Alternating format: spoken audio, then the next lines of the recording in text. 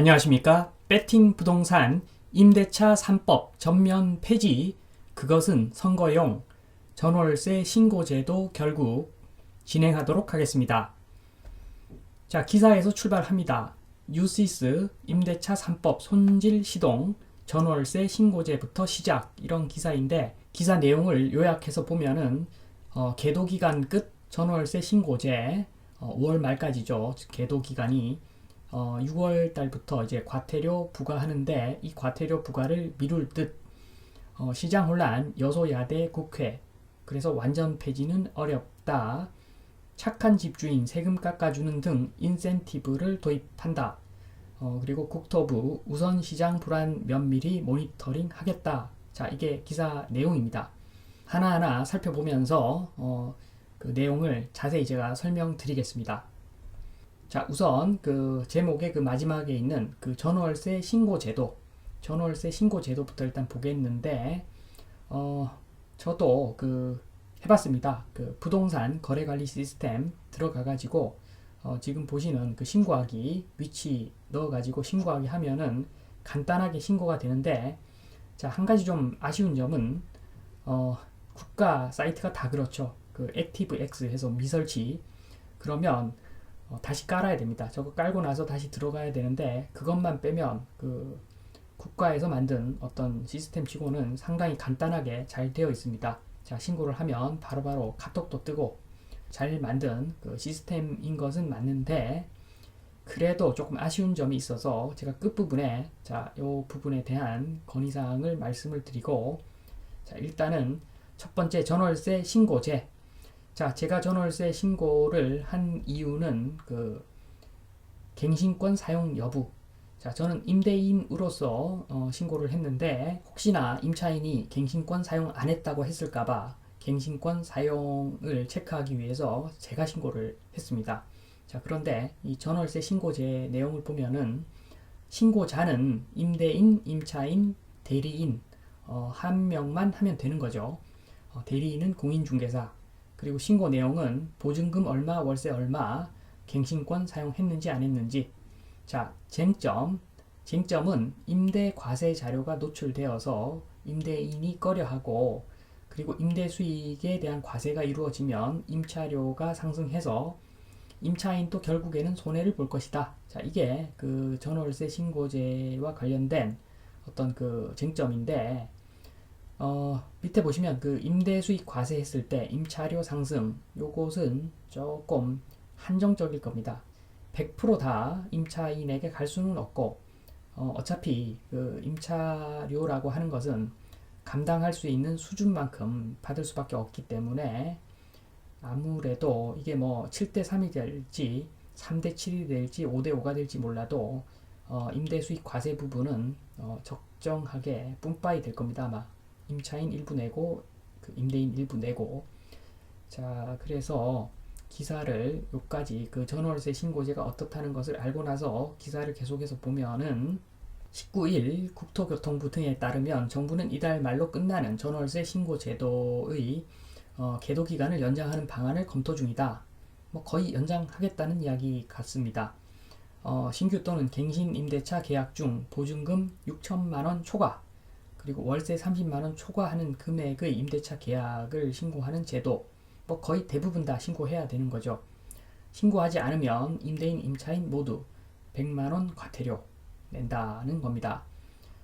임대차 시장 정보를 투명하게 공개해 임차인을 보호하자는 의미에서 도입된 제도라는 게 정부의 설명이지만 아니겠죠. 집주인들은 공개되지 않던 임대 수익이 드러남으로써 과세로 이어질 것을 우려하는 분위기다. 자, 이것도 좀 잘못됐죠. 공개되지 않던 임대 수익. 자, 다 나옵니다. 이거 다 조사하면 다 나오기 때문에 드러나지 않는 임대 수익 이런 것은 없습니다. 그 정부의 의지일 뿐이고. 자, 그래서 신고 대상이 되지 않기 위해 월세는 30만 원 미만으로 조정하고, 대신 관리비를 올려서 계약을 하는 편법도 늘었다. 자, 이거 법 좀 보완하면은 충분히 막을 수 있는 내용이죠.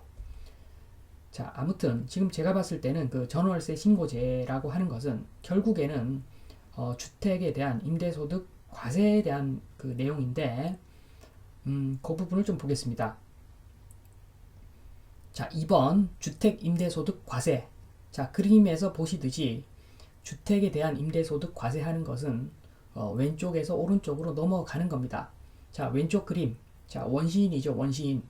자, 지금 선진국 중에서 주택에 대한 임대소득 과세하지 않는 나라는 없다고 보면 됩니다. 자, 그래서 우리는 지금 주택 임대소득 과세에 대해서는 원시인 상태인데 이제 문명인 상태로 넘어가는 것이라서 알고 보면 이건 너무 당연한 겁니다. 자, 계속 설명을 좀 드리면 실거래가 신고 뭐 이때도 이야기 많았었죠. 근데 실거래가 신고 처음 도입했을 때 결국에는 양도소득세를 위해서 도입한 제도이고, 2번 임대차 계약 신고, 이것은 임대소득 과세를 위해 도입된 제도다. 뭐 너무 당연한 내용이라고 보면 될 것 같습니다. 자, 그래서 정부는 그 이상한 설명하지 마시고 계속 이상한 설명을 하니까 사람들이 정부를 아무도 믿지 않는 겁니다. 그래서 정부는 설명을 제대로 해야죠. FM대로. 정부는 이렇게 그 설명하는 것이 정석이라고 봅니다. 주택 임대소득 과세를 하지 않는다면 지금까지 계속 받아왔던 그 상가 건물 임대소득도 과세할 수 없는 것이고, 나아가서 근로소득 과세는 더더욱 할 수 없는 것이니까, 자, 비정상을 정상으로 만들어가는 과정이다. 그래서 전월세 신고제도 정착해야 된다. 자, 이렇게 설명하면 많은 사람들이 아마 납득할 겁니다. 그래서 이걸 다른 말로 표현을 하면 그 대한민국도 이제는 거의 뭐 선진국인데 주택 임대소득 과세하지 않는다.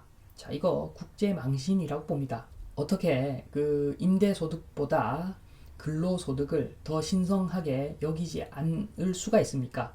자, 근로소득에 과세를 하면 임대소득에는 당연히 과세를 해야 되는 것이고, 자, 이 말씀 듣고 기분 나빠하실 분 많이 계시겠지만, 자, 저도 주택 임대소득 나중에 결국에는 제도가 정착되면 과세를 해야 됩니다. 저도.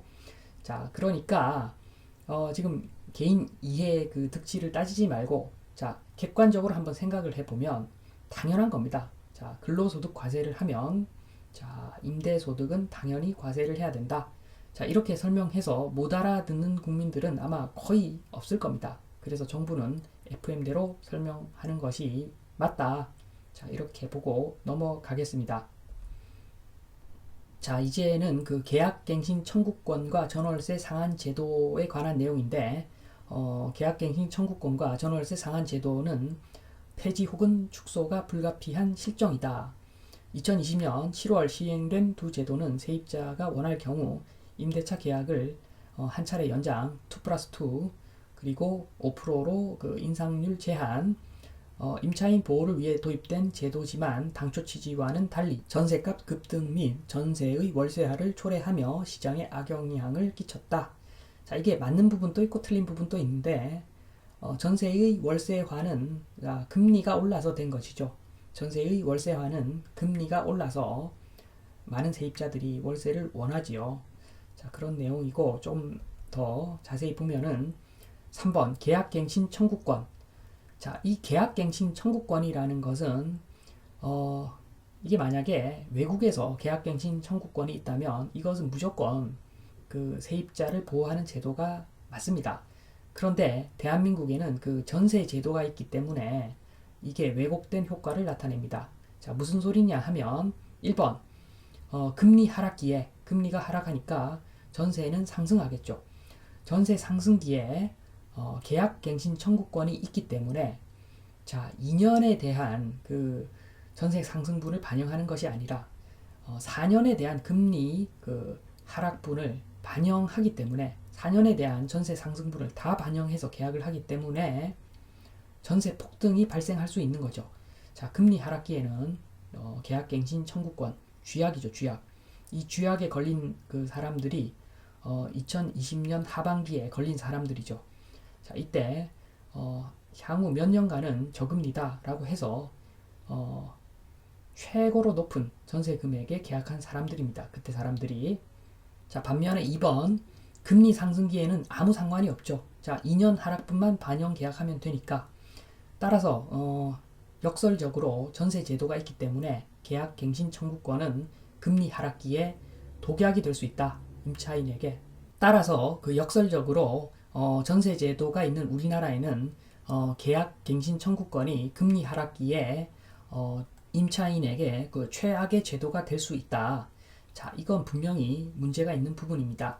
자, 그래서 해결 방법은 지금 단기적으로 봤을 때는 계약갱신 청구권을 없애는 것도 한 방법이겠으나 지금 금리 상승기이기 때문에 당분간은 아무 문제 없을 것이고, 시간을 좀 두고 보면서 금리 하락기가 아주 빠른 시기에 도래한다면 그때는 계약갱신 청구권을 폐지할 수도 있는 것이고, 자, 시간을 좀 두고 금리가 상승기가 계속되거나 또는 금리가 큰 변동 없는 그런 상태가 계속된다면 계속 그냥 냅두면 전세 제도가 없어지면서 자연스럽게 계약갱신 청구권이 자리 잡을 것으로 보여집니다. 자, 계속해서 기사를 보면은 원 장관은 갱신을 하거나 가격을 일정 기준선에서 지키는 경우 집주인의 보유세를 단계적으로 깎아주는 등의 모델이 있다. 현재보다 집주인의 자발적 행동을 유도하는 임차인은 안정적으로 보장하는 세련된 제도가 필요하다고 덧붙였다. 라고 하는데 아주 좋은 이야기는 아닌 것 같습니다.